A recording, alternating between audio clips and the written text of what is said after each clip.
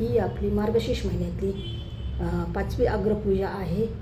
मार्गशीर्ष महिन्यामध्ये 4 शुक्रवार येत असतात आणि 5वा जो असतो तो फेब्रुवारीच्या याच्यातला धरायचा असतो आणि पाची देवाच्या नावाने 5 शुक्रवार करायचे आणि एक दत्तात्रयाचा विशेष घ्यायचा आणि तो चौरंगावर वगैरे मांडायचा आणि फुलाचे वगैरे हार आणायचे आणि एक तांब्याचे नसता स्टीलची कळशी वगैरे घ्यायची, पितळेची कोणती बी घ्यायची, त्याच्यात पाणी भरायचं, एक नारळ वगैरे ठेवायचं, 5 नागेलीचे पानं वगैरे लावायचे, त्याला फुलं लावायचे, स्वस्तिक काढायचं आणि एक विड्याला नारळ ठेवायचं, विड्याच्या नारळाखाली 2 पानं लावायचे आणि पैसे लावायचे, खारीक खोबरं बदाम इलायची वगैरे ठेवायचे, घरातल्या माणसाच्या हाताने सगळ्याच्या हाताला हात लावून श्री गोपाळ प्रभू महाराज की जय म्हणायचं, उदबत्त्या वगैरे घ्यायच्या, 5 दिवे लावायचे, एक पाण्याने भरलेला तांब्या घ्यायचा, हळदी कुंकाचं पंचफळ द्यायचं, पितळाचं ताट घ्यायचं, त्याच्यामध्ये कापूर घ्यायचा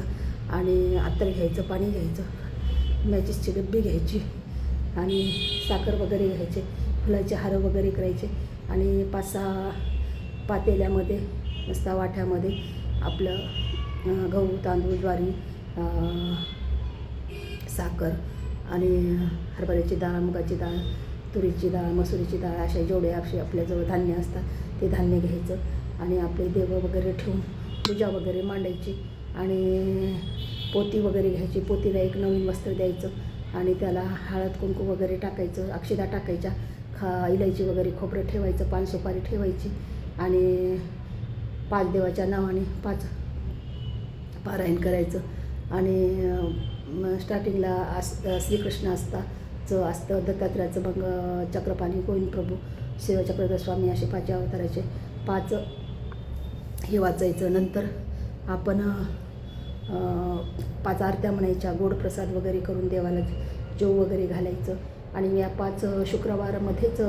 मानभाव वगैरे बोलवायचा आणि जेव घालायचे, आपल्याला जेवढे घडतील तेवढे बोलवायचे, त्यांना वस्त्र वगैरे द्यायचे, त्यांची पूजा वगैरे करायची आणि आपला अग्रपूजेचा असा हा विधी करायचा,